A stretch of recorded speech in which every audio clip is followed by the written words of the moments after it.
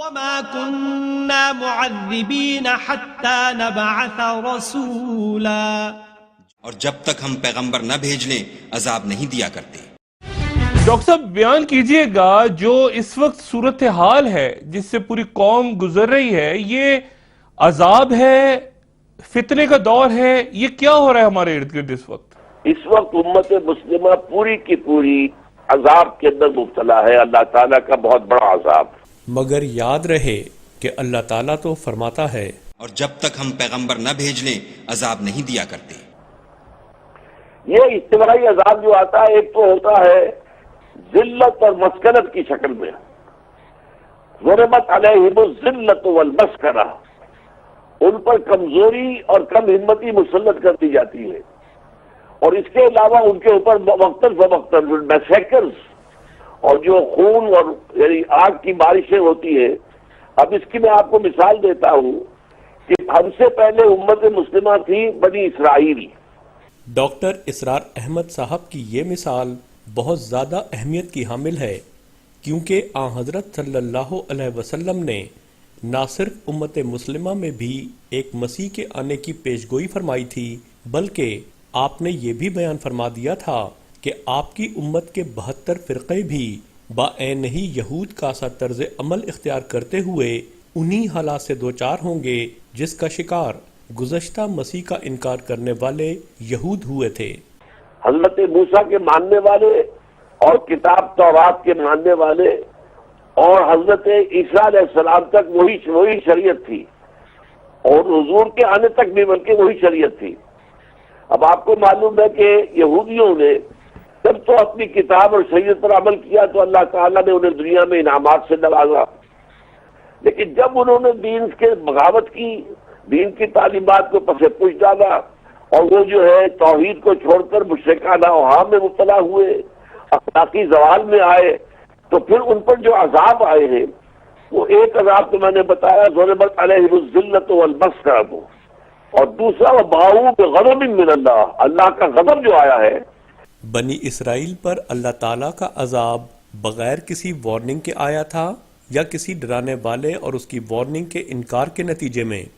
اس بارے میں ڈاکٹر اسرار احمد صاحب وضاحت کرتے ہیں کہ یہ عذاب حضرت عیسیٰ علیہ السلام کے انکار اور تمسخر کے تقریباً 40 سال بعد ظاہر ہوا۔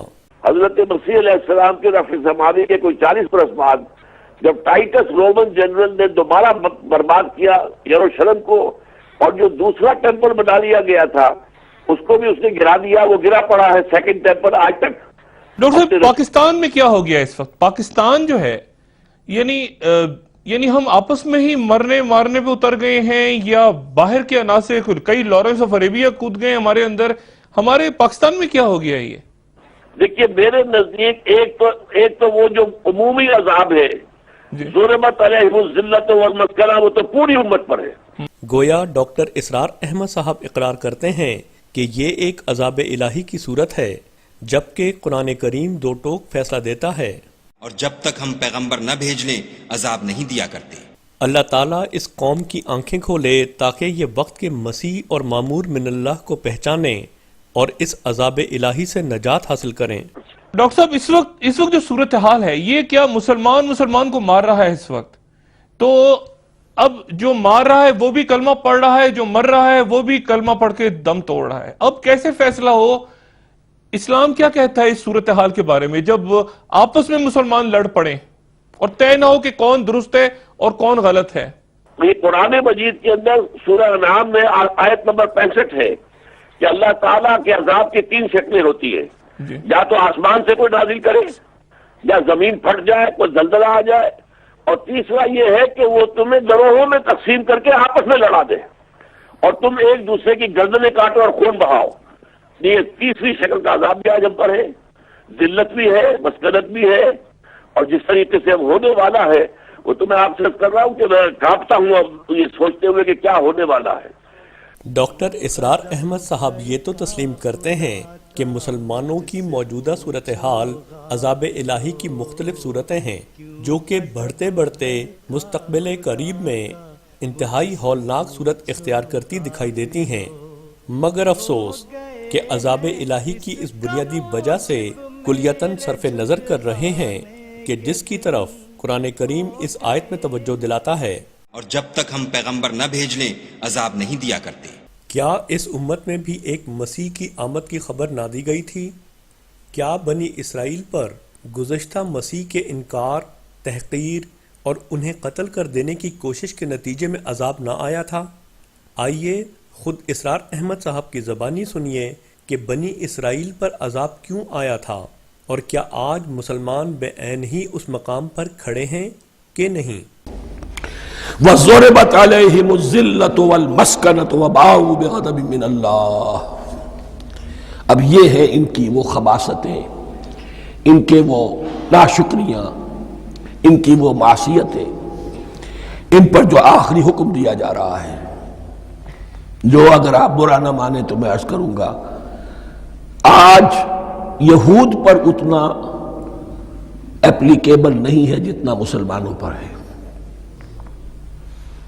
ضربت علیہم الذلۃ والمسکنۃ وباؤوا بغضب من اللہ۔ ذلت اور مسکنت، کم ہمتی ان پر تھوپ دی گئی۔ ضربت علیہم، it was heaped upon them. The humiliation was heaped upon them. ضربت علیہم الذلۃ والمسکنۃ وباؤوا بغضب من اللہ، اور وہ اللہ کا غضب لے کر لوٹے۔ وہی امت جس کے بارے میں فرمایا وَأَنِّي فَضَّلْتُكُمْ عَلَى الْعَالَمِينَ، اسی امت کا پھر یہ حشر ہوا۔ کیوں ہوا؟ ذَلِكَ بِأَنَّهُمْ كَانُوا يَكْفُرُونَ بِآيَاتِ اللَّهِ، یہ اس لیے کہ وہ اللہ کی آیات کا انکار کرتے رہے۔ وَيَقْتُلُونَ النَّبِيِّينَ بِغَيْرِ الْحَقِّ، اللہ کے نبیوں کو ناحق قتل کرتے رہے۔ ہمارے ہاں بھی مجددین امت میں سے کتنے ہیں جو جیلوں میں ڈالے گئے، جن کو ایسی ایسی مار پڑی ہے کہ کہا جاتا ہے کہ ہاتھی کو بھی وہ مار پڑتی تو برداشت نہ کرتا۔ احمد ابن حنبل کے ساتھ کیا ہوا؟ ابو حنیفہ جیل میں انتقال کیا، امام مالک کے کندھے کھینچ دیے گئے، اتار دیے گئے، منہ کالا کر کے اور اونٹ پر بٹھا کر پھرایا گیا۔ امام دار الہجرہ شیخ احمد سرہندی جیل میں رہے۔ سید احمد بریلوی اور ان کے ساتھیوں کو خود مسلمانوں نے تہہ تیغ کیا ہے۔